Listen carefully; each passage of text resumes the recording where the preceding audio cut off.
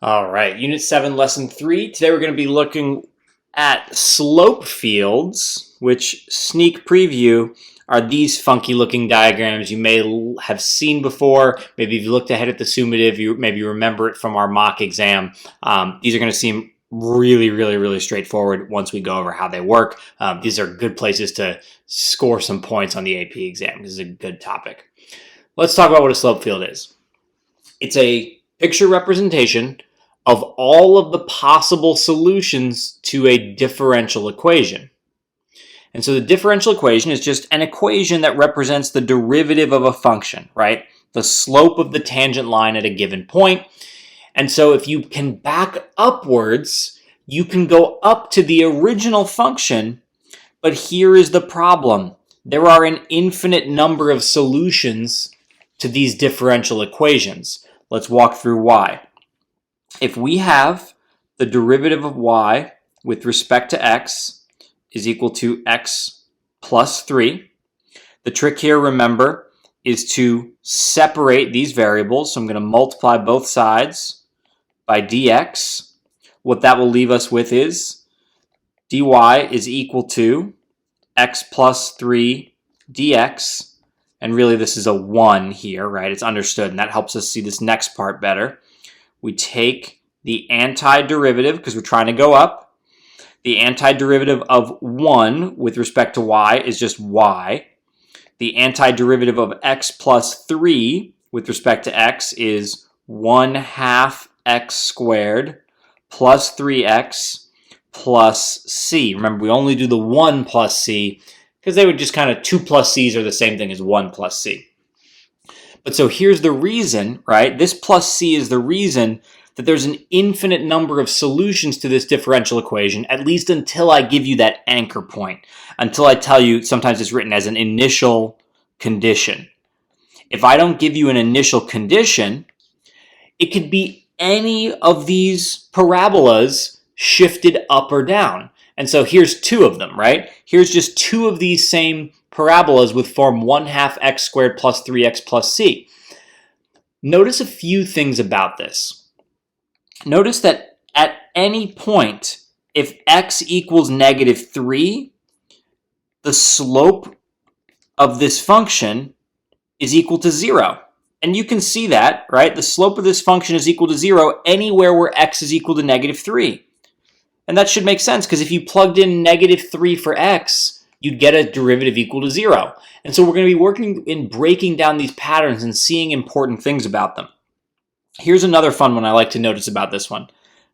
What I notice first about this, if I was doing this multiple choice, I'd say, oh yeah, let me look and make sure that when x is -3, all of these possible slopes are 0. The other thing I would say to myself here is, ooh, there's no y. My derivative does not depend on y, so I should be able to move up and down. And notice, you could move up and down any of these columns and the slope stays exactly the same. That's because this slope does not depend on y. dy dx is x minus 3. It only depends on x.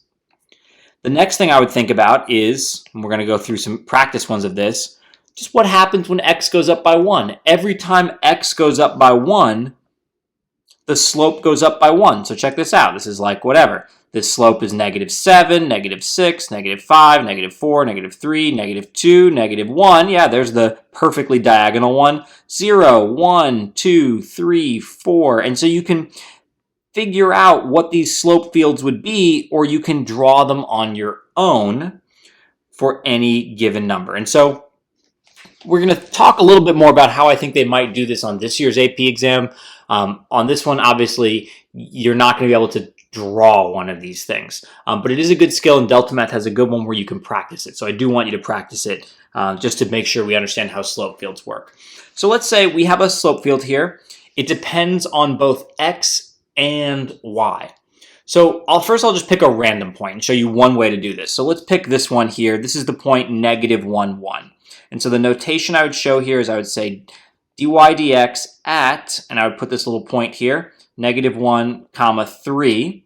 Well, if we plug in -1 and 3, we'd have -1 minus 3 we'd have -4. And so I draw a really steep slope here at -4. So you could go and you could fill up a whole notebook, right, writing all of these different ones out. But it's helpful to try and think about some patterns here. And the pattern that I see first, when I see something like this, I say, ooh, if x equals y, then this slope should be equal to 0. And so I'll write that as just a little note here. If x equals y, dy dx equals 0, because you'd have something minus itself. And so what that would allow me to do is to quickly knock out all of these 0 slopes. And so notice that that's really helpful a lot of the time to think in terms of 0 slopes. And then, you could take that a step further. You could say, okay, well then every time x goes up by 1, right? And also I'll do one example here. Let's do this example, this first one here. Let's say instead of -2, 2, I do -1, 2. Well, so here we'd have -1 minus 2. We'd have here -2.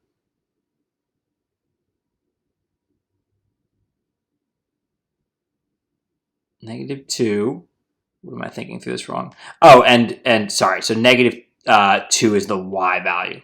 So we're going to have -1 minus -2. Okay, that was what was confusing me. And so -1 plus 2 is 1. And so this slope would be 1. And you can think about it like every time you would add to x, and I'll try and match this color pattern here. Every time you would add to x, this would have a slope of 2. So I guess I didn't do a really good job of drawing this one with a slope of 1. But then this would have, so let's say that's 1, and then 2, and then we'd keep going here. We'd have a slope of 3, and I'm going to try to draw this one really exaggerated. We'd have a slope of 4. And so we could go ahead and we could try and figure out all of these different slopes here. And so let's try and knock out like what happens now that we have, notice we have these bottom ones now. So I should just be able to run the table here on what's happening as we move up. So if we start at 0 and we're increasing y, because we're subtracting y, now this should be a -1, and then a -2, and then a -3, and then a -4, and then a -5. So getting steeper and more negative. And that checks out with what's happening up there. And so we'll have, we'll mirror this pattern, -1, -2, -3, -4. And so you can see how this one's going to work here. And you can also see, once now I really see what's going on, every diagonal is going to be the same. So these will all be 1s.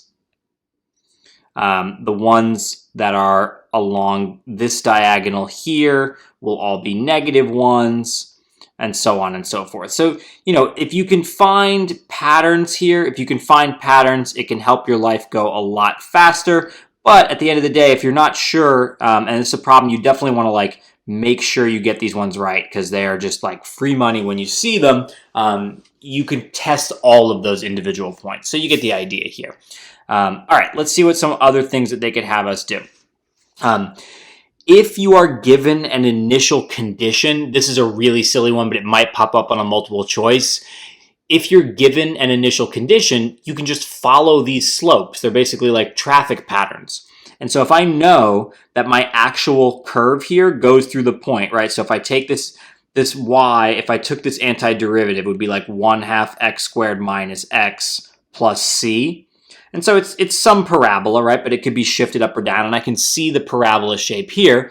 I know if I start at 1, -1, you can just kind of follow these points here, right? On the AP exam, they're pretty lenient here on what this looks like. You just kind of follow the pattern as it goes. So I'll go back and I'll do another one for this. Like let's say I said we wanted to, that one's kind of tricky. They wouldn't give you that one. So let's just leave it at that. Okay, so the main thing though, and yeah, okay, I did good here. This is not a particularly long one. The main thing I expect to 100% come up on this year's AP exam, because it would be hard to test as a free response question, is they'll give you one of these graphs and they'll ask you which of the following match the differential equation. And so there's no real set procedure. It's just here are some common things to look for. Look for 0 slopes. So if I look through this graph, I do see some 0 slopes. So the first thing I notice here is that everywhere along this diagonal, which sure to me looks like the diagonal x equals y, that looks here, if x equals y, then the derivative is equal to 0. And so let's see if there are any that would fit that description here. If x equals y, then the derivative is equal to 0. Ooh, that's not x equals y. Ooh, okay, so that's what, okay. This is if x equals negative y, right? Because the x numbers are positive and the y numbers are negative. And so if x equals negative y, the derivative is 0. That's actually only going to be true for C, right? So if you could really nail that one, that's only going to be true for C, right? C is the only one here.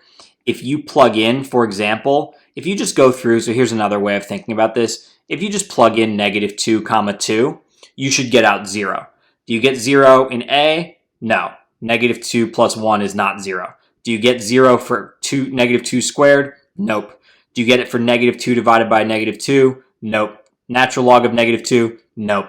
And so, you know, don't be intimidated by like having to come up with the exact pattern. You can try points that can really help you out. That can help you out here. You know, there's little things. There's other things I would notice about this. I would notice as x increases, the slope increases, right? So it goes from negative to 0 to positive. So I want something where when x goes up, the slope goes up. And like E, x isn't even involved, so that can't be true. And then I'd also want something, so there's always multiple ways to do it. I'd want something that when y goes up, these slopes are going from negative to positive again. I would also want when y goes up, the slope goes up. Well, A and B don't depend on y. And D, when y goes up, the slope would go down. So C is the only answer, multiple ways to look at it. Let's see one more here. Okay, so a different funky one. If you want to, maybe like pause the video, see if you can figure out which one of these it is. And I'll talk about what I noticed here. Okay, this one is definitely tricky, right? But let's see if we can figure it out here. It's kind of like drawn by hand and funky. The first thing I see here is it sure looks to me if x equals 0, then dy dx equals 0. And that's actually true for all of these because the x's are always in the top. Ooh, okay, so that doesn't really help us there. The second thing I see is notice there are no lines at y equals 0. And the reason there's no lines must be because you're dividing by 0. If you don't see lines, it's a division by 0. And the y's are all in the denominator here, so that doesn't help us out either. Ooh, this is a tough one, okay? So let's see, what would be a good one to just try and like figure out, let's say maybe if we go to the difference between, okay, so here's a good one. Let's look at the difference between these two. At 3, 3, when both x and y are positive, we have a positive derivative. When x is negative and y is positive, we have a negative derivative. So when x and y are positive, let's go through and run through that first. When x and y are positive, both or the derivative should be positive. And that's true for all of these as well, because we're just squaring y and x. But I think we're going to get to eliminate some using this. If x is negative and y is positive, the derivative needs to be negative because this is a negative slope. And so d is gone because when you square it, you get rid of the negatives, right? So d is gone. And let's see. Only that one only gets rid of d here because the rest of these would all wind up being negative as well. Oh no, that's not true. That's not true. So look at b. If x is negative and y is positive, we're going to have a negative. Oh yeah, that gets to negative. So see, yeah, these are tough, right? You got to go through and find what's going to crack the case. So let's see here. I think like this would be a good one. When x is negative and y is negative, we have a negative slope. And so that's going to eliminate a, right? Because if x and y are both negative, a would give us a positive derivative, but that's clearly a negative slope. Okay, good. So now we're getting somewhere. Let's see. So e is still in play because e would be like 9 over negative 3, so that's fine. What about b? B would be like negative 27 over negative 3. Aha, that would be positive, so b is gone. We're getting there. And then here we'd have negative 27 over positive 9 would also be negative. Okay, so we're between E and C. So let's see if this last corner, maybe this last corner will help us out. Here x is 3, y is negative 3. And so here we'd have 27 over negative 3. So that still gives us a negative slope. That's good. But if we do that here, we'd have positive 27 over, oh, but we want a positive slope. So I think B is actually gone versus C would give us 27 over 9 would give us positive 3. So C is actually the correct one there. Whew, that's a lot. That's a lot there. That is one of the trickiest ones I've seen. The fastest way there was to compare all 4 corners. Comparing all 4 corners was definitely the right route there. So that's slope fields. And good luck on everything else that you've got with this. And let me know if you need help on the summative assignment.